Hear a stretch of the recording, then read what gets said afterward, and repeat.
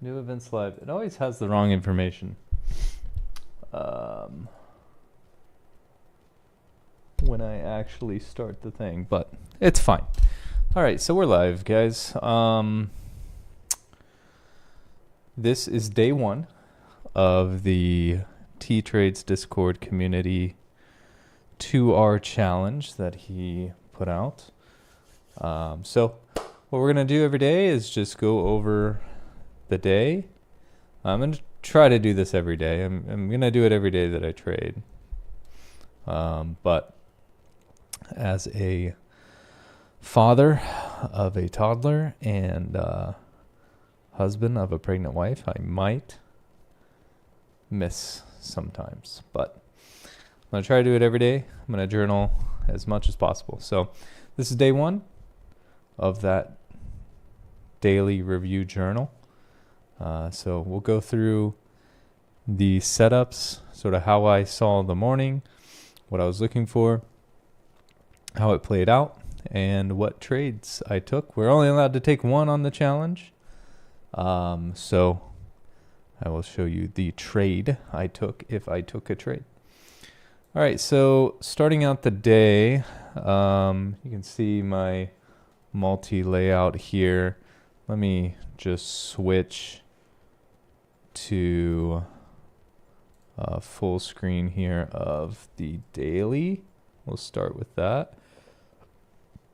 So when the day started, I think it was right around there still.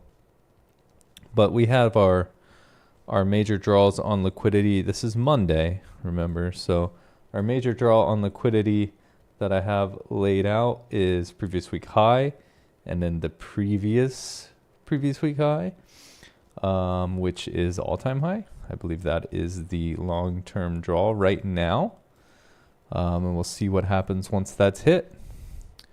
So yeah, starting here up in this area, I had the new week opening gap laid out, and I wasn't sure where it was going to go from the daily. But if you go to the 1 hour, which is my next time frame I like to look at, you know, we're chilling around here. You can see there's like failures, a couple little failures. It's pretty clean down here, right? Is the main point.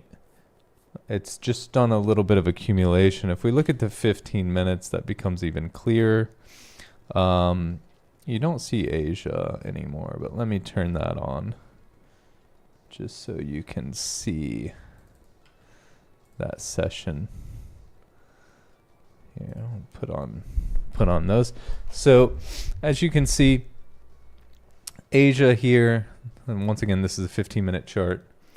Asia didn't do much, came up a little bit. The London kill zone just kept that going and dropped down a little bit and took a little bit of a low here before pumping more. The key thing here is it didn't take Asia low, right?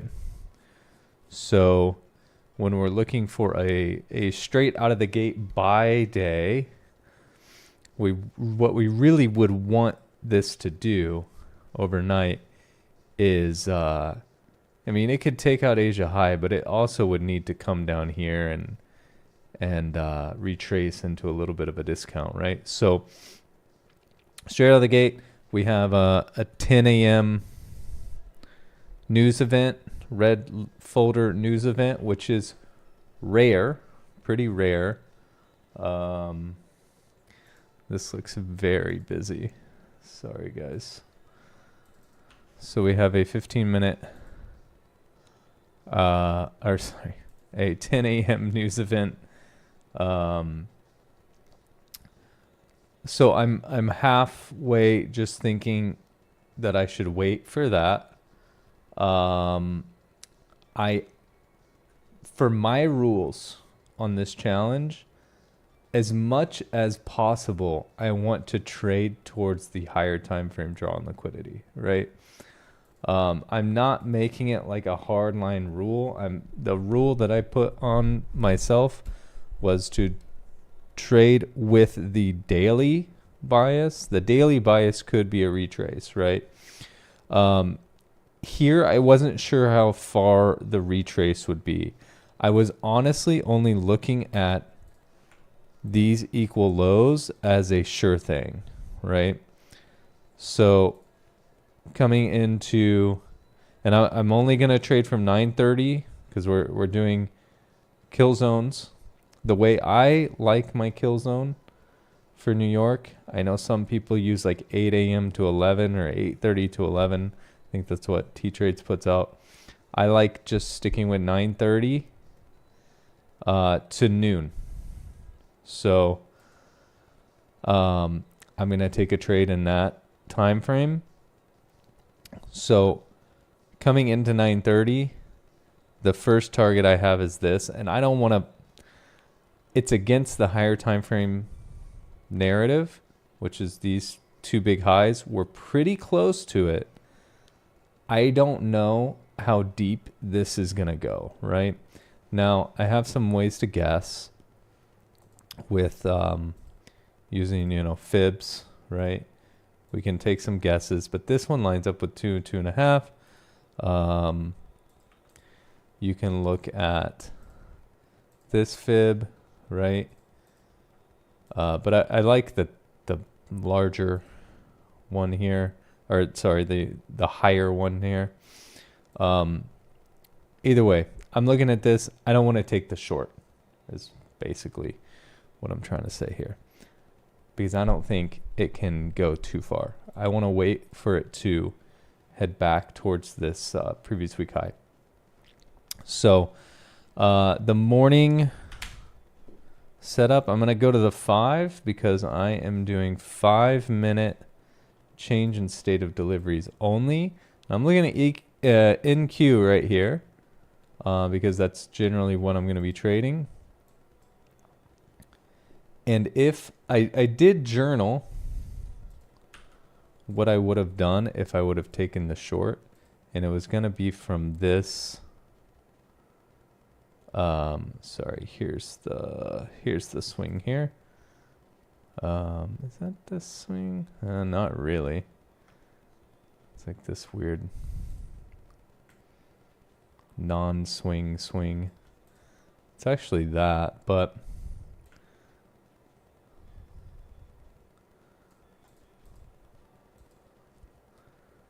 yeah, it's an awkward, if we go for just like the change in state delivery, the swing's actually way down there. But if we just do the whole order block, yeah, it's not the best.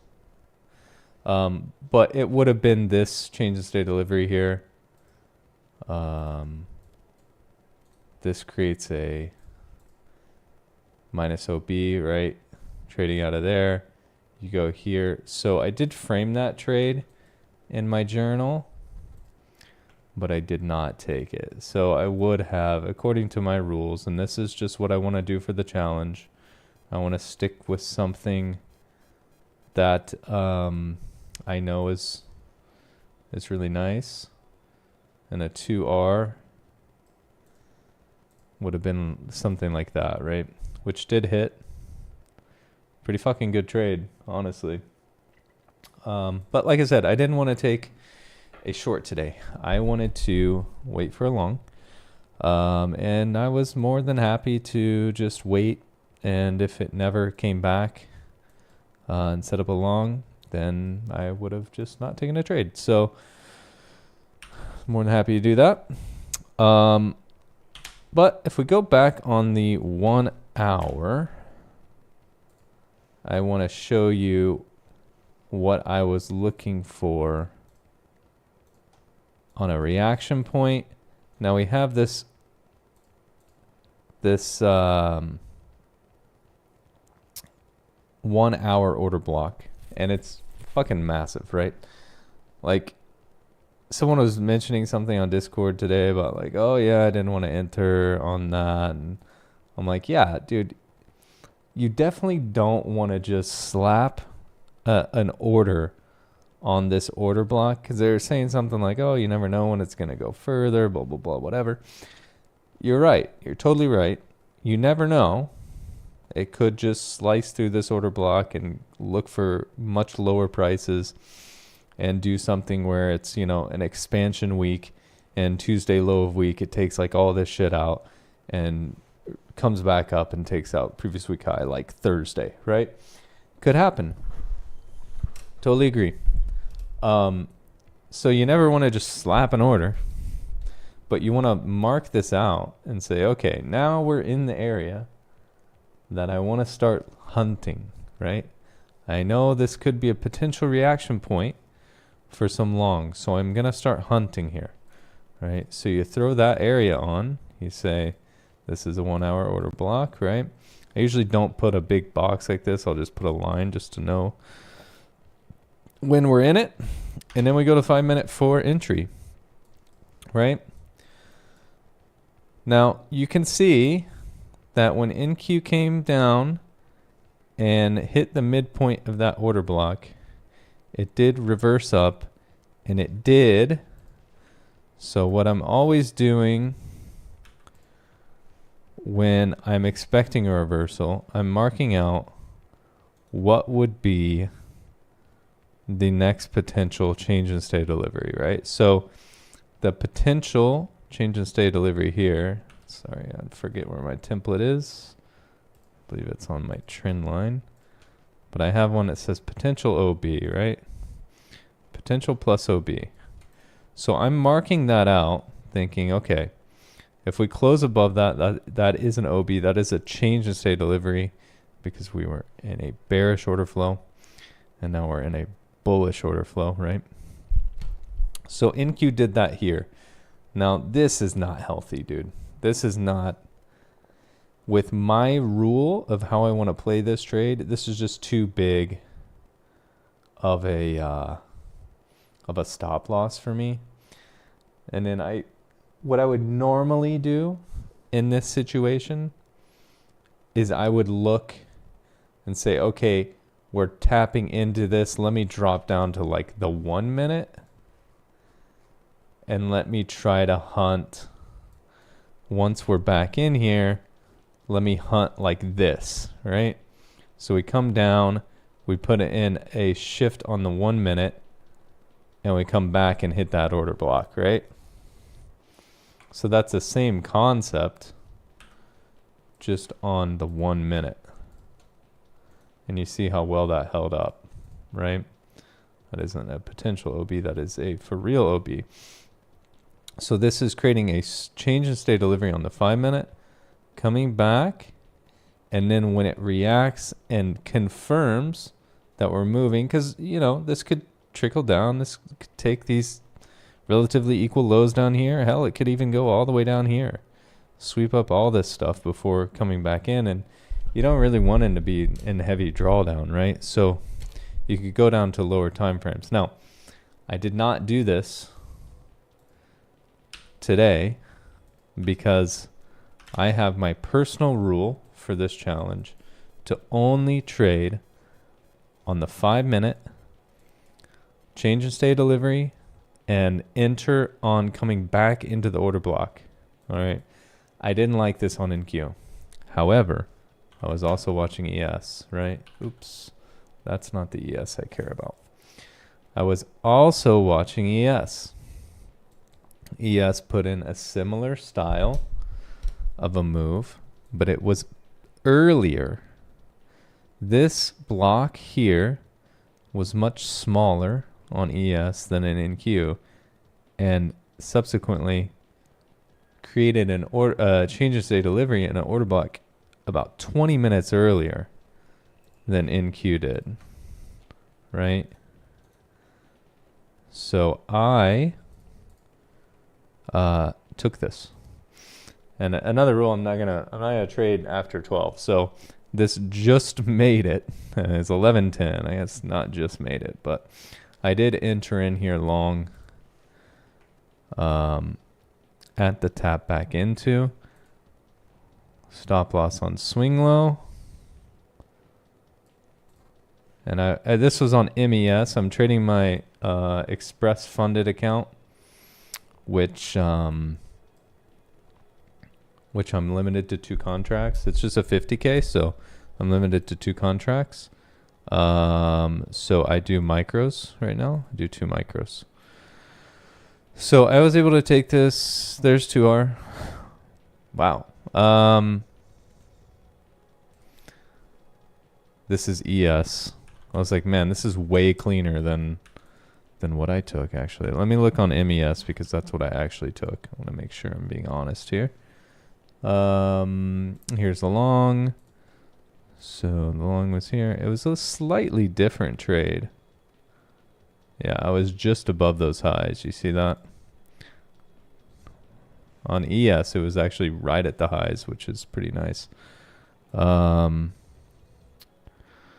ended up getting in on that candle here at 11:10, and I can show you the journal. It's in Top Step X, so I'm not like super sure how I can export it. I was trying the other day and I couldn't find it, but I'll put it into TradeZella as soon as I can, and we can look at the actual journal from my executions. I can also show you my my dashboard if anyone really cares too much. So anyway, yeah, here's the trade idea. This is 2R, right? Another supporting tool I'm using in this challenge, this is a triple top here, right? So it doesn't really matter, but I'm going to use it doesn't really matter which one of those I pick. I mean, I'm going to use a fib projection to make sure that, the way I'm handling my entry and I'm putting the stop loss on the same low that I would put the fib. I shouldn't ever have a situation where 2R isn't below the -2 line, but it is a soft rule in case I ever see one that does for some reason. Like, I don't know why this would happen, but if it's something, especially if it's something like this, I would not enter it. But as you can see, it delivered very nicely to -2, which is a great target for this big of a change of state delivery. This is a bigger one than normal, bigger order block than normal. But you can see how when we're going with high time frame narrative, price is really it really moves nicely, right, towards the objective. So it's a cool trade, good to see. I'm really enjoying this idea for this challenge. So yeah, I appreciate TTrades and his community for coming up with this, and the level of involvement has been pretty cool to see. There's a lot of people a lot of people journaling. So, into day one, we had a win. So that's always good to see. Let me see if I can show you my dashboard without revealing too much here.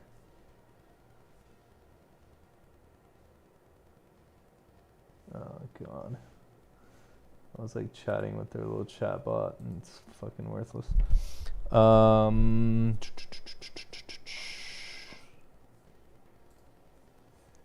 Yeah, actually here. Let me pull this over. Hopefully you guys can see that. This is actually Top Step X where I took the trade. I was like barely in profit on this account, so this trade actually netted me $241, I think, on 2 micros, which is pretty huge. My balance is now 245, as you can see up there. Yeah. So cool trade. I'll get journaling up at some point so we can actually see like the dollars coming in and out. With a 2R, you know, it was like 120 something risk, which isn't crazy. It's pretty good. More than comfortable taking $120 risk if I'm just doing trade a day on a 50,000. I have $1,700 worth of drawdown left. I'm at 245, so it should be about $2,000 worth of drawdown. That's a lot of days of losing. So very comfortable with that, and I'm very comfortable with this setup, which is why I picked it. I think it's very high probability, especially when you consider that creating this entry with the change of state delivery, it's automatically, like, the reason why this works so well in a specific time, right, is because this generally is not going to happen until we are in. So this retracement, simply not going to change the state delivery on a 5-minute time frame until we've hit some kind of PD array. Now, you want to try to figure out and know your PD arrays that you're looking for, but this is generally not going to happen until it's gotten to some PD array or swept some liquidity or whatever it needs to do to put in a reversal. So if you're going with the high time frame bias, I mean, it should be a very high probability setup. That's why I'm going with it. Day one came out really strong, and I'm very happy with that. So it was a little hairy. I mentioned in the chat, I probably would have cut the trade short when after lunch it started chopping around a little bit, because got a little nervous, but everything worked out, and looking forward to the rest of the days. So hope you enjoyed. I'll be posting this on my journal thread, just like every other journal I put in for this challenge during the day. So you can always find it on TTrades Discord. Everyone have a good night and happy trading tomorrow.